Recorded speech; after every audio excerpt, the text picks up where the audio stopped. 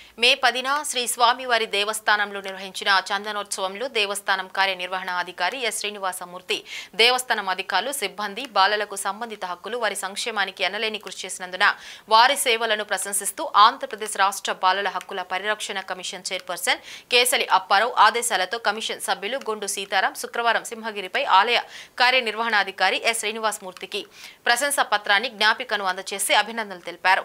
ఈ సందర్భంగా కమిషన్ సభ్యులు గొండు సీతారాం సింహాచలాన్ని బాలల హక్కుల పరిరక్షక దేవస్థానంగా తీర్చిదిద్దేందుకు అందరి సమన్వయంతో అడుగులు వేద్దామని ఆంధ్రప్రదేశ్ రాష్ట్ర బాలల హక్కుల పరిరక్షణ కమిషన్ సభ్యుడు గొండు సీతారాం అన్నారు।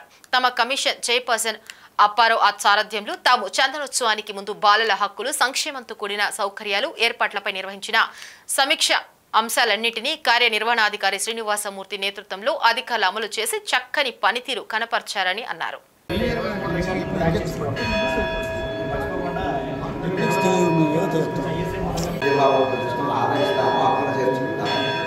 అట్లాంటి భావాన్ని ఈ బాలల విషయంలో కూడా ప్రకటించాలి।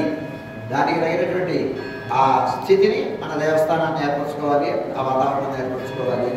దానికి తగినటువంటి కృషిని మా కార్యనిర్వహణాధికారి గారు ఈ ఆలయానికి రాగానే ముందు బాలలకి స్తన్యాన్ని ఇవ్వడానికి తగినటువంటి ఒక స్థలాన్ని ఏర్పాటు చేసి కౌంటర్ని ఏర్పాటు చేశారు మనకి నిర్గమనకాలంలో। ఆ విషయంలో వారు చాలా దీక్షతో ఉన్నారు ఇలాంటివి చేయడానికి కోసమని।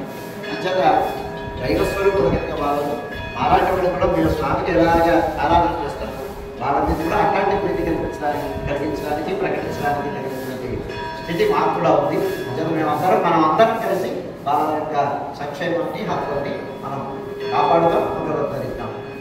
ఈ సందర్భంగా ఆ కార్యనిర్వహణాధికారి వారు ఇంకా తగినటువంటి వసతులు వనరులు సౌకర్యాలు ఏర్పాటు చేస్తారు అని ఈ సభాముఖంగా